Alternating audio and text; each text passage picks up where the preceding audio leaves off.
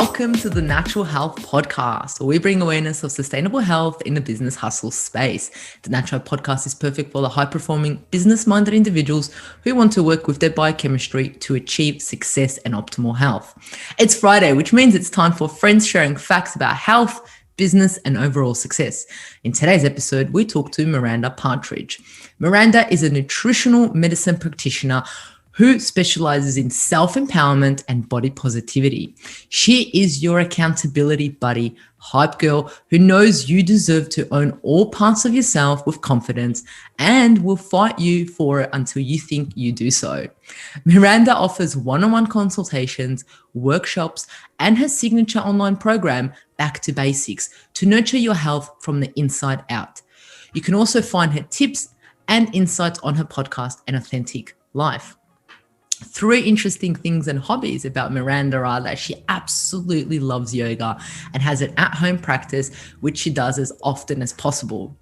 She also has a great collection of vinyls.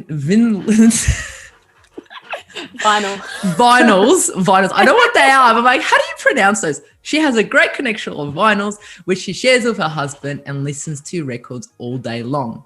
She may have finally also perfected the easiest gluten-free flour substitution, so she has rediscovered her love for baking with her toddler.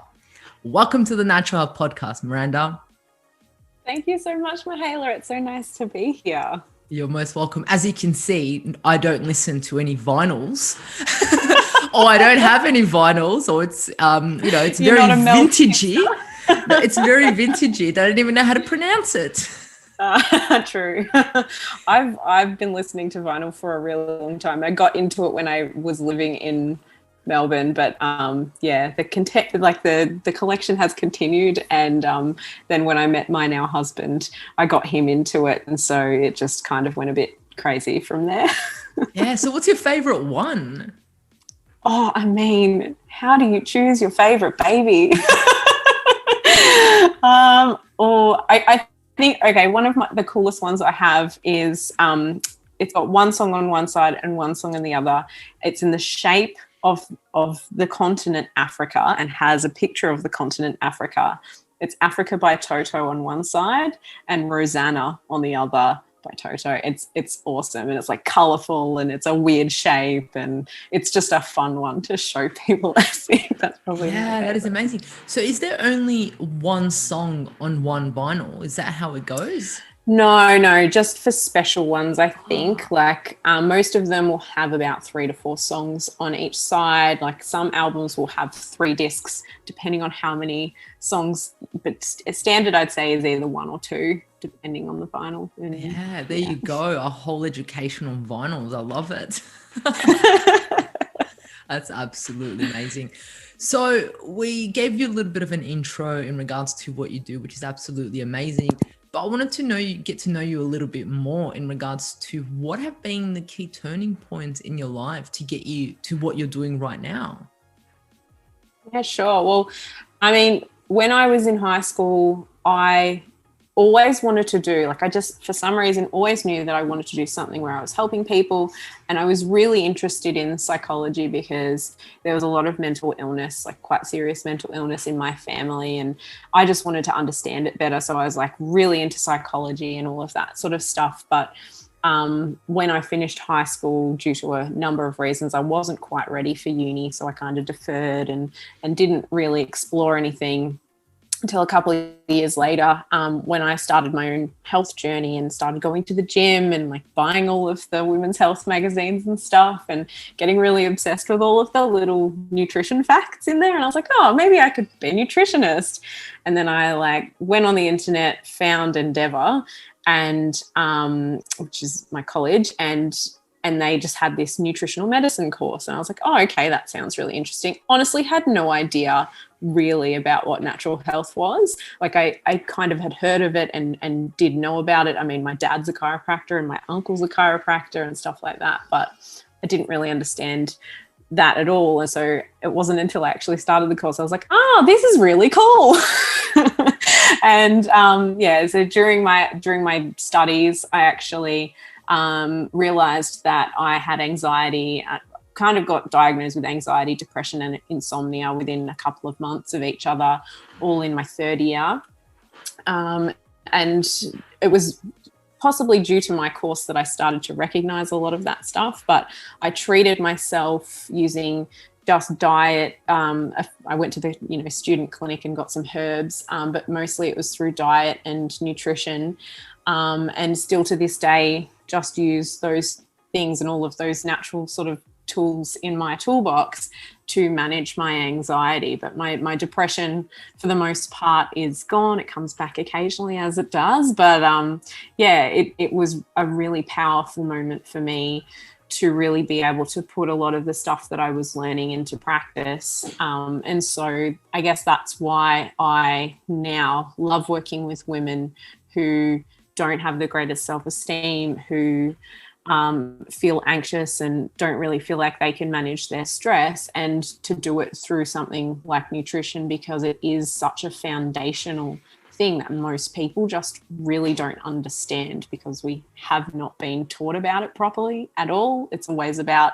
weight loss and you should eat less, and it's not really understanding that the power of all of the beautiful nutrients that we have access to in so many easy, like everyday foods, if we put our mind to it. So yeah, wow, that's absolutely great. So you kind of stumbled across nutritional medicine in a way, because you had the foundations of wanting to help individuals, and then you're like, oh, maybe I can do it through nutrition. How good is that?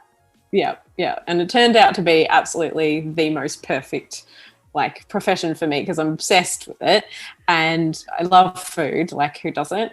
But the more I can talk about food to people, the better. Really, it's a great way to connect with people.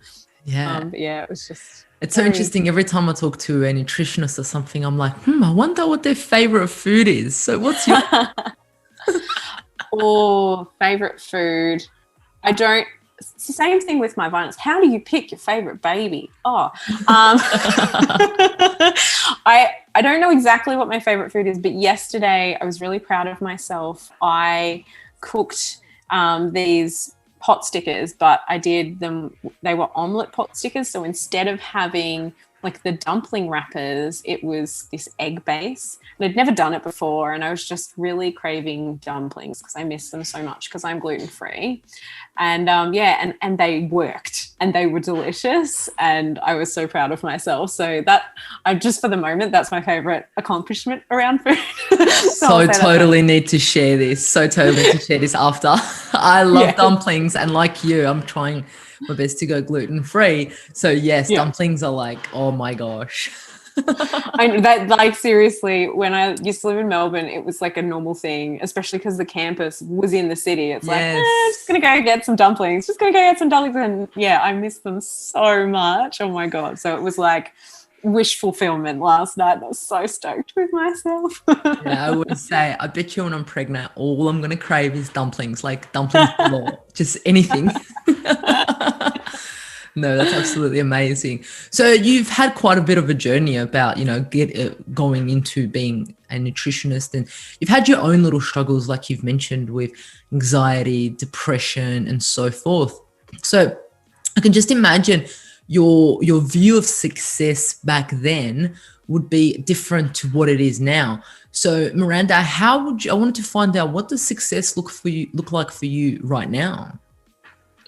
Well, at the moment, I'm kind of in a middle space. So of course, COVID happened last year. My husband and I had a very hard year. But one of the benefits of him, basically having to fold out his business completely and then getting a job and losing it shortly after that, meant that at least he was home and he could look after my toddler for at least half a day. And so, our toddler, I should say, our toddler. We would basically share, he would have a morning and I would have the afternoon, and I got heaps of time to do some work and was really able to delve back into my business. But I definitely got lost along the way several times. And, when I got pregnant as well, the nausea and the fatigue just really hit me, and I just kind of pushed the business aside completely because I just just didn't know how to handle it. And my anxiety, of course, got worse when I was pregnant. But yeah, I definitely look at success completely differently. Like when I started my course, I was like, oh yeah, by the end of this, I'm going to be like fit and skinny, and I'm going to be beautiful, and like just understand what a perfect diet is, and all of that superficial stuff that clearly isn't anything that I'm about now. And yeah, obviously there are still goals that I have for my own success, but I really feel like the success that I have now is the ability that I have to connect with people, and the confidence that I have in either my own abilities or, you know, the ability to say, hey, I don't really know the answer to that right now, but I'm happy to get back to you, and not see it as like a negative on who I am, that I don't know all of the answers to everything. So I feel like after, what is it, like almost 7 years of clinical practice, I've hit my stride with all of that, and I feel like I can, you know, tackle whatever comes my way in some way or another without as much anxiety as previously. Yeah, and it's all a bit of work, isn't it? To change your view of what success is, because when you're studying, you're like, okay, it's gonna look like this, and this is what it's gonna be like. And then when you get into actual practicing, you're like, whoa, this is absolutely nothing to what I thought about, nothing to what anyone has said. I now need to redefine what success is for me. Yeah, 100%. And I think one of the other things is, like, especially being a nutritionist in our industry, like I know in Brisbane at least there's a few group practices, and they don't hire nutrition, they only hire naturopaths. And a lot of, if you want to go and be hired by somebody in that, it's like you can work at a health food shop, you can be a product rep, which really isn't for me at all. Or, you know, you can go in kind of as a contractor in somebody else's clinic, but it is really hard in our industry to find work unless you're willing to, you know, create it for yourself, basically. Yeah, no, you're 100% right. And let's talk about today's topic, because that's what we're going to talk about. We're going to talk about nutrition, right? Everything that you love, everything that you've learned, everything that you've had experience with. So nutritional strategies to manage stress, right? You've had your own experience. You've had people come in, talk to you about stress. So here we're going to be talking about us and share these tips and advice to the audience. So let's start off with the 101, the foundations of nutrition. What are these?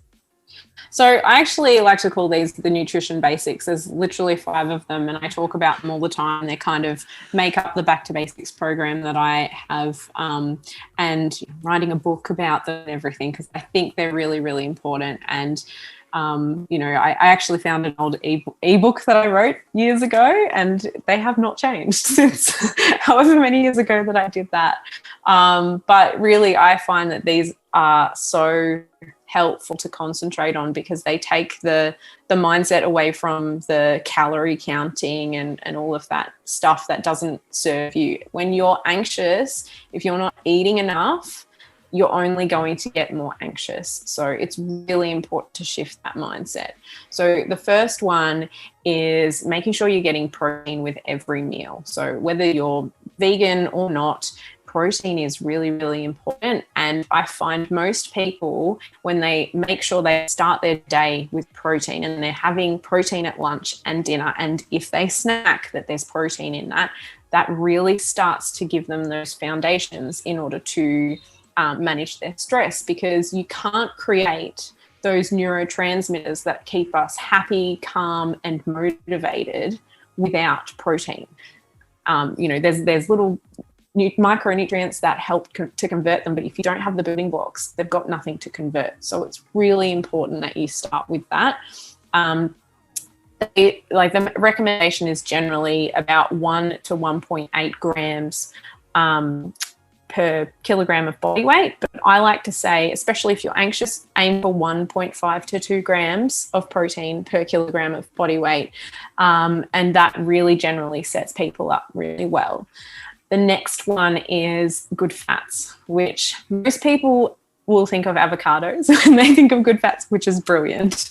But I like to expand on that a little bit and include animal fats and extra virgin olive oil and coconut oil. I use a lot of ghee and butter at home personally, and I love a good fatty lamb chop. So good. But not being afraid of fats is really important as well, because, you know, your nervous system is made up of fats. There's fat in the lining of every single cell of the body. Your brain is mostly fat.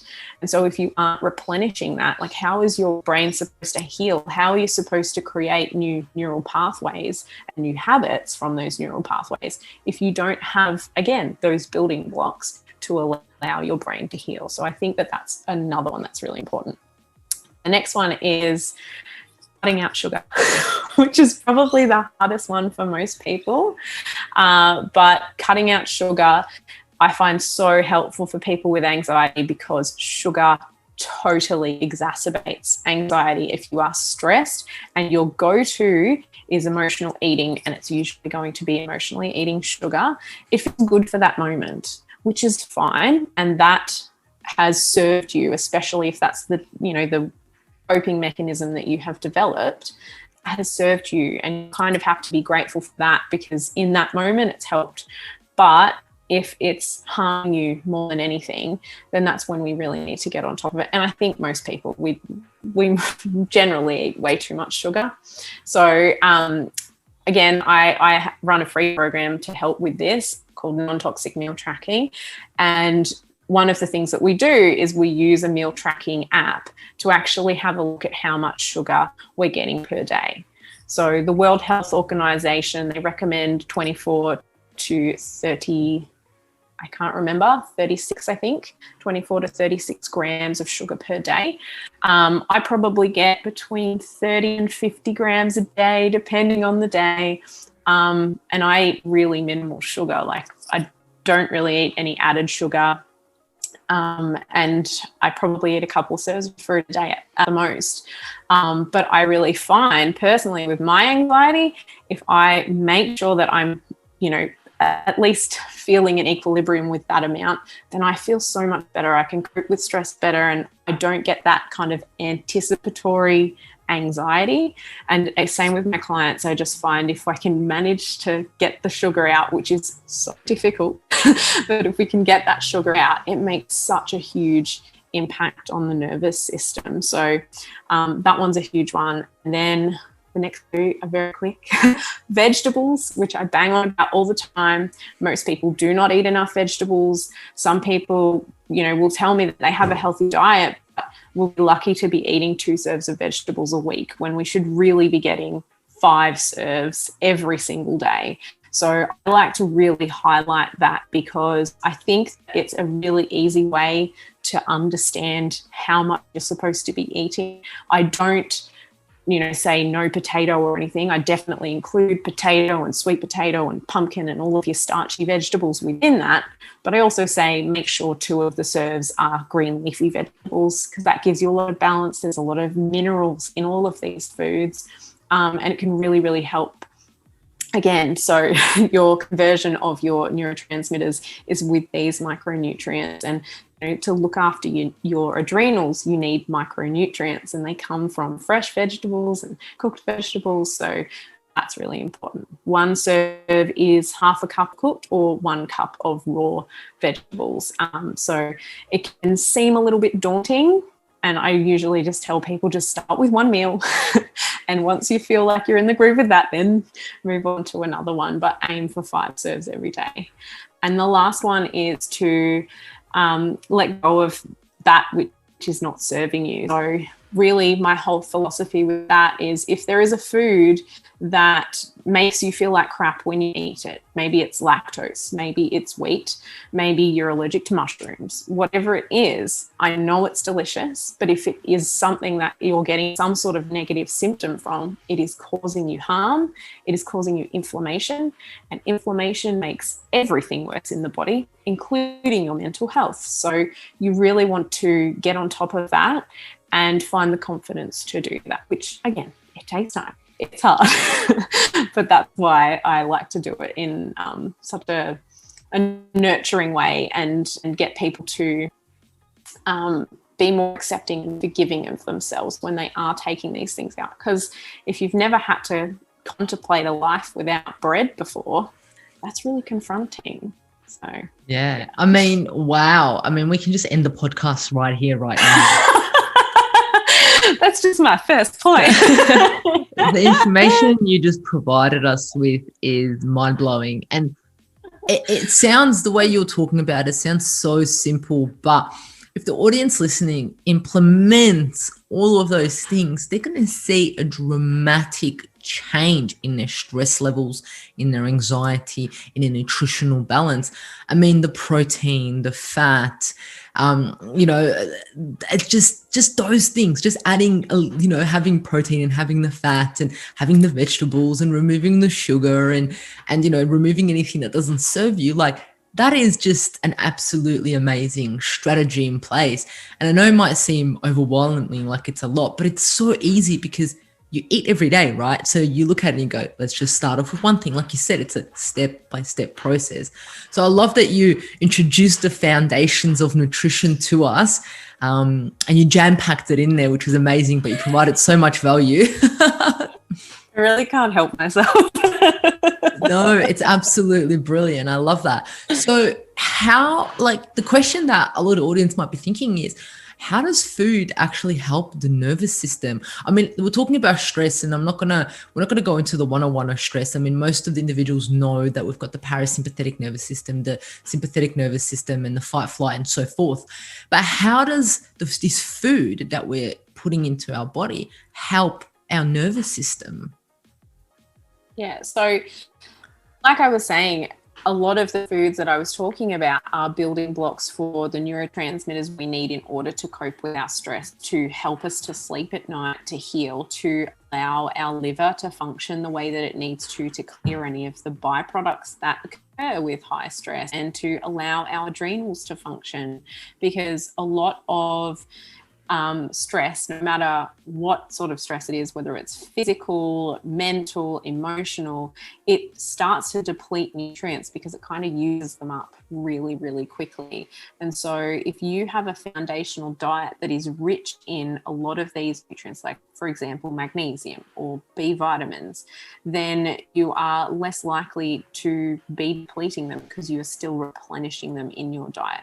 Sometimes you might need a supplement, depending on how stressed you are, depending how long this has been going on for. But once you really start to work with food, you can start to notice those times when you are really stressed and you kind of go, oh, I need magnesium today, kind of a thing, rather than having to take it long term. So I think that that's probably the best way to do it. But yeah, more than anything, it's just that foundation. It gives you that strength and that empowerment to be able to tackle things better and to be able to calm your nervous system better and start to recognize those patterns that you have and where they come from, because you have that foundation there. Yeah. So you mentioned that stress may actually impact our nutrients in our body. So how does stress actually affect our nutritional status in our body? So generally speaking, there's just certain pathways in the body which will end up getting utilized much more often than, the body would generally anticipate. And because they're getting used up, they use up nutrients. That's kind of the easiest way to explain it. So for example, when we're stressed and our adrenals get kicked up, then they start to really chew through vitamin C and zinc.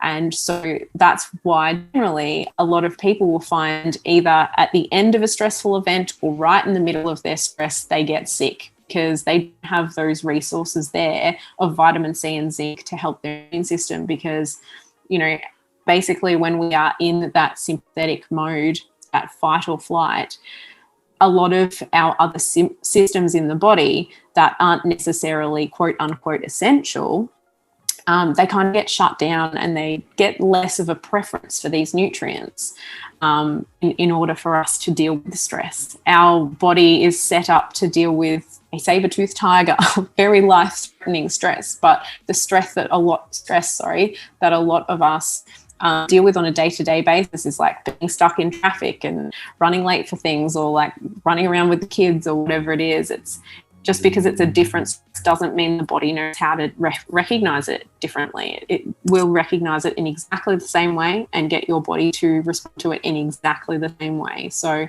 yeah, that's, I guess, why things like being mindful and meditation and journaling or whatever strategies you have can be so important on top of that, because you are trying to get back into that parasympathetic mode and getting those resources back to your digestive system and your immune system and all of those places.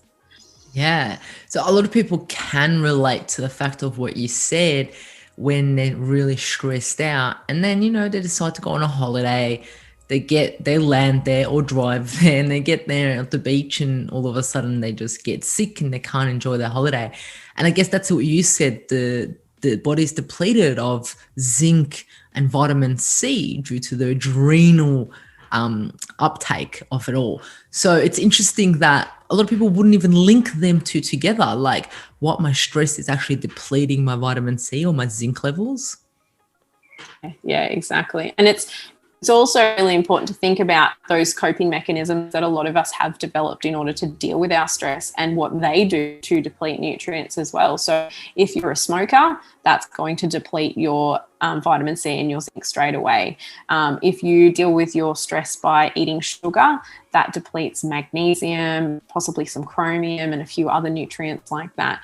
And if you deal with alcohol, it's going to start depleting B vitamins. So there's a whole bunch of factors. It's never that simple thing of like, this causes this. It's all of the other things that we have to remember are also going on at the same time as to how they all get depleted. But that's my simplest explanation. I love that. And it's so interesting. So you imagine someone just having a business, being really stressed out on a work schedule, trying to smash things out, and then they're staying up late, they're depleting their body, they're not getting enough sleep, and then, like you said, they may be eating a lot more sugar, a lot more junk food, they're smoking, they're drinking and things like that, and then actually their body is like completely depleted. And it may not actually be because of the stress, but maybe because of the coping mechanisms that we try to reduce our stress, which actually is placing more stress onto our bodies.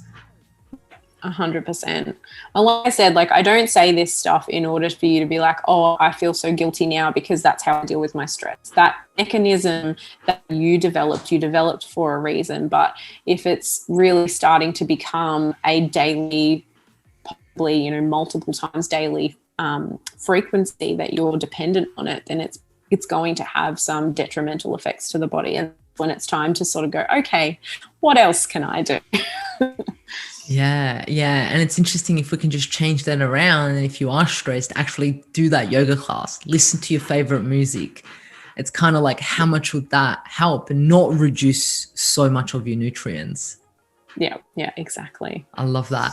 So what role does food actually have on our adrenals? Because when we're stressed out, our adrenals take a lot of the hammering.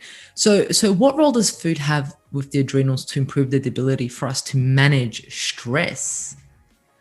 Well, it's kind of the same thing that I was talking about. It's all about replenishing those nutrients that your adrenals need in order to function. So giving it the backbone of your macronutrients, so your protein and your fats, and to some extent some carbohydrates. But yeah, vitamin C and zinc are probably the most prominent ones that I would think of that you're going to get. And you get them from things like vitamin C you can only get from fresh raw vegetables and fruits. I say vegetables first because vegetables are important. And most people don't realize, like, raw broccoli has a crazy amount of vitamin C in it. So you could like chop some of that up and put it in a salad, and you're getting more vitamin C that way. But yeah, and then your zinc comes from things like fish, pumpkin seeds, oysters. I'm trying to think what else off the top of my head. There's heaps of different things. But again, like a wide variety of food, making sure you're getting nuts and seeds along with your protein. And I mean, they are protein technically, and good fats technically. But as long as you're getting a wide variety of foods, you're going to be able to nourish your adrenals by giving them the wide variety of nutrients that they need. Yeah. So if you have two individuals, let's say the one individual does all the nutritional basics, reduces sugar, includes protein, fats, vegetables, and removes the things that's no longer needed in their life. And they do all that. But then the other person does none of that and actually uses the coping strategies such as not sleeping, drinking alcohol, smoking, and so forth. So if you have the two next to each other and they're both faced with exactly the same stress level in their view, their perception, they're both very stressed out. Would the person that's the person A that I mentioned be able to deal with it a lot better than the person that's using those coping strategies that is depleting their body? I would say so, yes. Like, I've never actually experimented with this as a person side by side, but like definitely in my own experience, definitely in my clinical experience, when you are really working on those basic principles in your diet, your ability to cope with stress is definitely more, because again, it's a holistic thing. So not only is your nervous system going to be stronger, but you're going to have a bit more energy and you're going to, have a bit more clear-headedness. For example, like if gluten gives you foggy-headedness, you're no longer eating that. It's going to make it a lot easier for you to recognize your patterns and get on top of them and then start to put things in place to help you to cope with things. Whereas if you're just kind of putting out fires all the time with alcohol and cigarettes and sugar and coffee and all of that stuff all the time, then you don't really have the opportunity to even stop and start to recognize how things are changing around you. Yeah, it's interesting. Yeah, you said you haven't put two people next to each other. Yeah, but what I was trying to get at is the fact that we can use this as a proactive approach. It's not always reactive. Yes, 100%. Yeah. So would it work both proactively and reactively? Would that assist an individual, or what would be the difference if you use those strategies?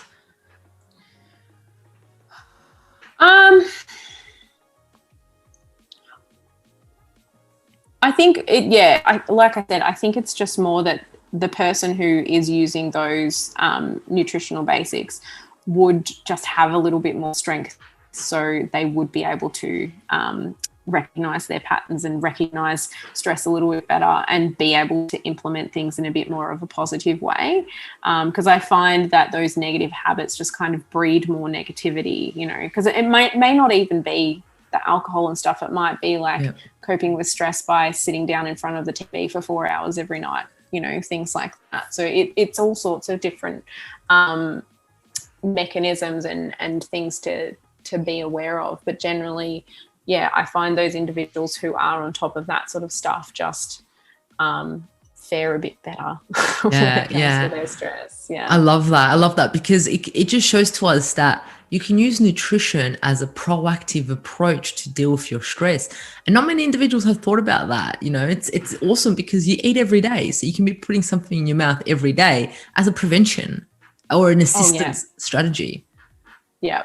And that's why I love it as well, because I think that we have just been taught the wrong way to think about food. It's not just calories in, calories out. It's definitely not even calories in, calories out. But there is just so much nuance to nutrition that we just have completely forgotten about because we're so scared of being overweight or being judged that we are overweight. And, it just becomes this surface level thing when we think about it that way. But there is so much juiciness basically when it comes to nutrition, and there is honestly like the opportunity for joy every single time you eat a meal. Like that's the way that I like to do it, is I like to eat food that makes me happy most of the time. It's not always achievable, of course, we're all busy, but you just do the best that you can. And I mean, making my own cashew cheese, for example, that brings me lots of joy.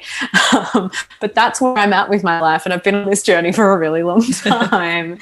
But yeah, if you look at food as a much more holistic experience, it becomes just so much more valuable for you than just I've just got to eat because it's that time of day sort of attitude. Yeah, and you see it, I'm going to eat this and it's actually going to support my body. Or you get excited about your cashew cheese because you're like, okay, it's giving me this vitamin, this mineral, this is what's going to happen. And I'm excited about it because I made it personally. I know what's in it.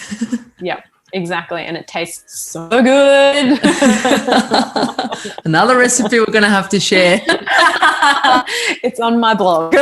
Amazing. I'll put it in the show notes. I'll make sure I'll put it in the Okay. show notes. I'll do that. So everyone's able to share their pictures of their cashew cheese and tag you in them. Oh, please do. Oh my God, I love it.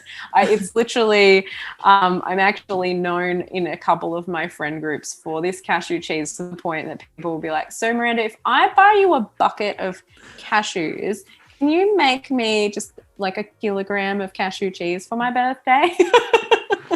I love that.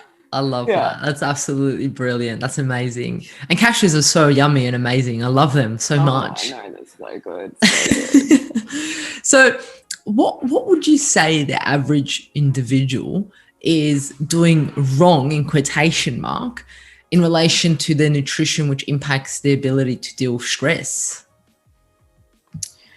Honestly, most people just don't eat enough at all. I find a lot of people will skip meals when they are stressed, when they're busy, because they'll just go, oh, I'll get to it later. And it's usually lunch. Sometimes it's breakfast as well. And so they're just not eating enough food whatsoever. That's, probably the biggest thing that I see. And then when they do eat, they aren't eating very well because they're starving, So can you plug this in so I have a bit more light, because it's gonna get dark. I can see it happening. Oh, there we go. We can see you. So when someone's not eating enough food, what does that actually do to the body, stress-wise? Stress-wise, it causes the body to start breaking down, yes, your fat, but it also in a way puts your body into starvation mode. So it's going to start storing, especially your carbohydrates, as fat, because it's scared that, I don't know when my next meal is coming, where it's coming from. And so that's when you get a lot of the subcutaneous, but also the visceral fat, the fat that stores around your organs and stuff like that.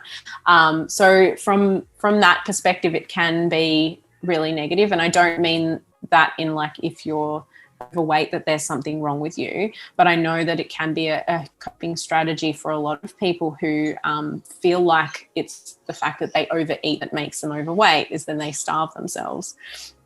But as far as the nervous system is concerned, again, it's a stress. It's not a beneficial stress. It's not a eustress. It's an actual stress for the body, and that exacerbates your inflammation. It exacerbates oxidative stress in the body, which can affect your liver. It just affects all areas of your health. And whenever you've got any sort of stress in the body, it just exacerbates that stress even more, and it will put you back into that fight or flight mode. So again, you'll be more likely to react to things in not necessarily the most constructive of ways. Yeah. So for individuals who are stressed out, I guess one of the things that they do is impacting them in a negative way is if they prolong their fast, apologies about that, and miss the breakfast and miss the lunch, because that could actually be making them even more stressed out. Yeah, 100%. Like generally in clinic, I get asked a lot if I recommend fasting. I generally don't, because I just find most people don't eat enough. And I generally find that most people are too stressed, and I don't think that it's a very long-term, I personally just don't feel that it's a very constructive way to deal with anything. It's not teaching you how to eat in the long term and that sort of thing. But fasting, it has its benefits, but it's just not something that I would ever recommend to anybody, because it can be so damaging to the nervous system. And I would rather just get people to eat more food. I really am sick to death of seeing people who have been taught the wrong thing, thinking that they're doing the right thing by cutting their calories down to 1,000 calories a day or something, and they're like, oh yeah, I'm eating really healthy because I eat 2 crackers for lunch. And I'm like, no, please eat so much more than that. You will feel so much better. It honestly just breaks my heart. So yeah. And fasting, the havoc it causes on female hormones is totally another topic. yes. So an individual who's stressed out and may not have their period is definitely not made to fast. I mean, look, it does have its benefits. I guess it depends on the individual, but like you said, the issue may not be fasting. The issue is they're not eating enough food and good quality food and the protein and the fat added with the vegetables and all those things. So they're not doing the basics, the 101 that we spoke about at the start. They're not doing those basics, and that's what's causing even more stress on their body. Yeah, 100%. Like, how are you supposed to, like, really, how do you think your body is going to heal if you're not giving it the building blocks in order for it to do so?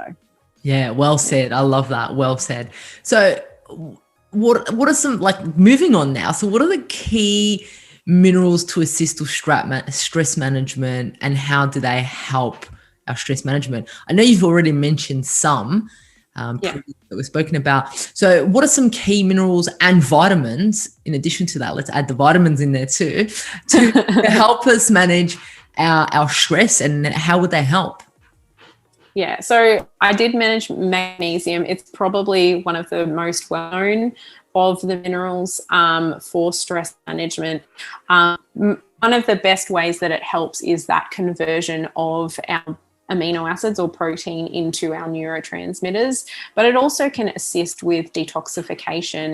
It's one of those things that helps one of the many pathways of phase 2 detoxification, which is really important in order for us to, remove waste products that can cause stress to the body.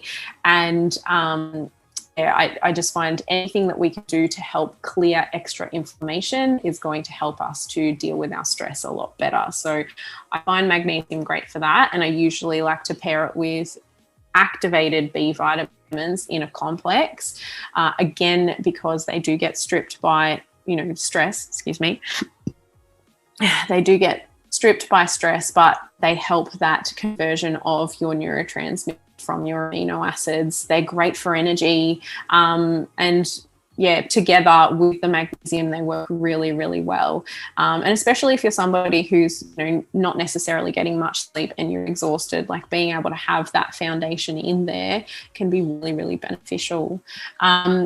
Zinc and vitamin C I've kind of already touched on, but I do find a lot of people are deficient in zinc when I get some testing and that sort of thing, and just knowing all of the signs. It is one of those very simple ones, but it's really good to make sure that you're getting enough, because it can affect your appetite and it can affect your stomach acid. So if you're finding that you're the sort of person that doesn't feel hungry when you're stressed, you're probably zinc deficient. And so that can be a really good way to sort of cope with that as well. So I really love that, because honestly, anything we can do to support our digestive system is just brilliant. We want to make sure we're not only eating all of the foods that we need, but we're digesting them properly and absorbing them properly as well. Plus zinc and vitamin C together, they're so healing for all of the tissues in the body. So when you have that inflammation going on, it's going to, start healing up. If you're the sort of person that breaks out and zits when you've got stress going on, zinc and vitamin C are going to help that heal. So a myriad of ways that helps. I'm trying to think of anything else. They're probably my basics. Yeah. So magnesium and activated B complex. I love that you mentioned the activated B complex, because that is one of the major things that gets depleted when an individual is stressed, and we need that to get energy. So when people are stressed out and they're fatigued, it's kind of like, well, you actually don't have any B vitamins to have energy. Yeah, exactly. And it's great too for converting your serotonin into melatonin to help you sleep as well. So, they're just beautiful. I love them.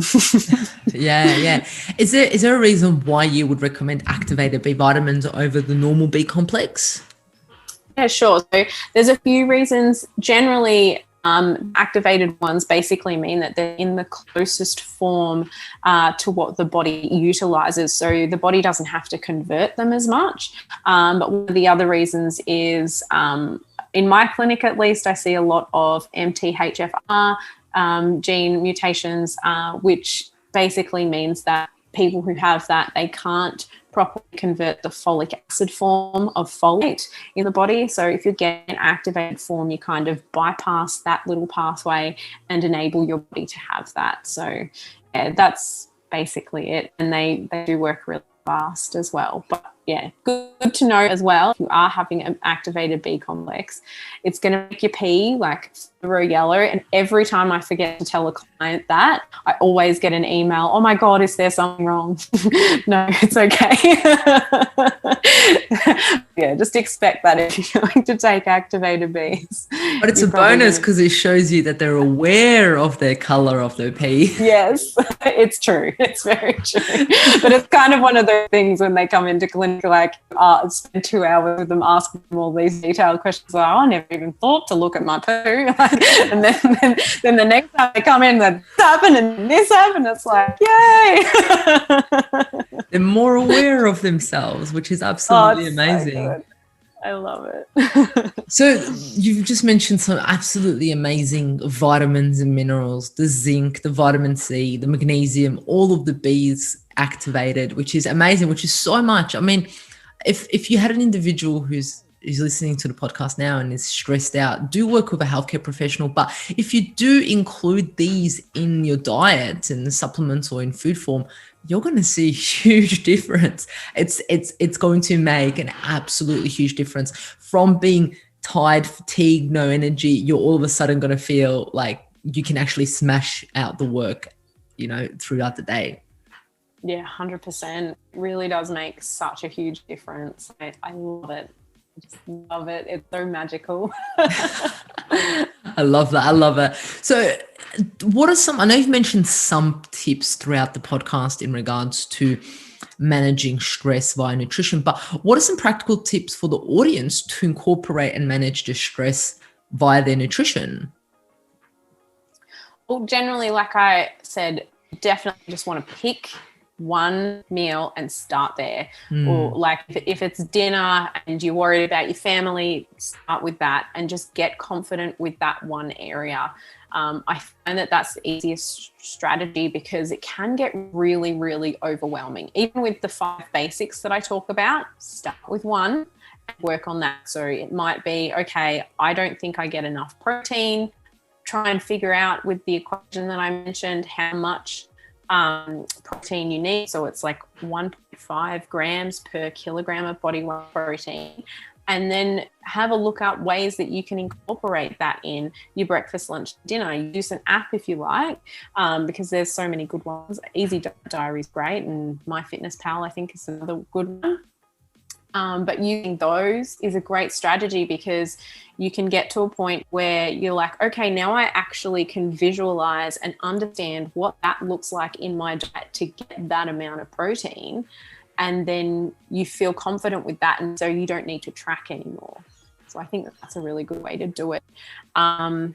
But yeah, the other thing is if you are in a share house, a partnership, whatever it is, try to get other people on board, especially if you're in a partnership, get the other person on board. It's a lot harder if they're not willing to do anything because, you don't want to be making multiple meals for everybody. You want to be making things that everyone can enjoy together because it takes enough time as it is.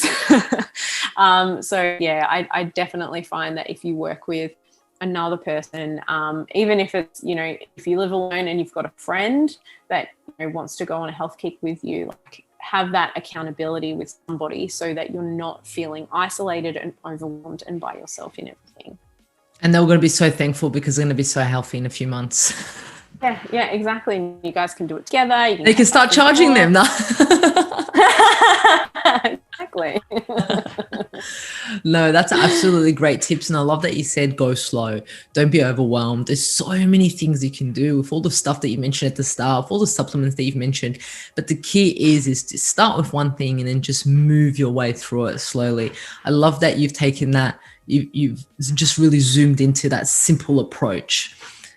Yeah, it's really a passion of mine to do it that way because, again, it's one of those things that I see all the time. Even in my programs, people just get completely overwhelmed by doing things perfectly and overhauling everything, going on a health kick.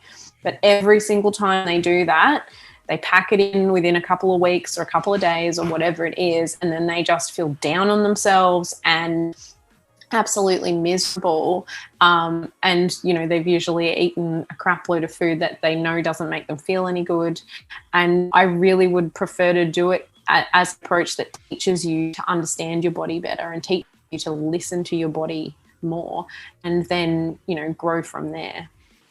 Absolutely great. So look, to finish off, I've actually asked all my guests, as this is the Natural Health Podcast, what is your best kept natural health hack that you may do every day that you want to share with us? Tulsi tea is probably my favorite. So Tulsi or holy basil is a herb that my husband actually got me into. And yeah, it's a beautiful herb for the nervous system. So it's what we call an adaptogen. It helps us adapt to manage our stress better, but it's also great for the immune system. It's really beautiful. So I have that twice a day at least. At the moment, it's summer, and I mean, it's Brisbane. It's going to be summer for 4 more months. I have an iced tea every day. I'll have an iced Tulsi tea, and then which is usually a flavored one. And then I'll have a hot Tulsi before I go to bed at night. And I just find that one's a really good one, again, to just nourish my nervous system and help me get to sleep as well, because I am prone to insomnia. I even, get a lot of my clients, if they're anticipating something coming up, like a job interview, just like half an hour before they have happening, just have a cup of Tulsi tea, and it usually just helps to sort of soothe everything, and I get everybody onto it. Yes, I absolutely love Tulsi, holy basil. It is probably one of my favorite herbs.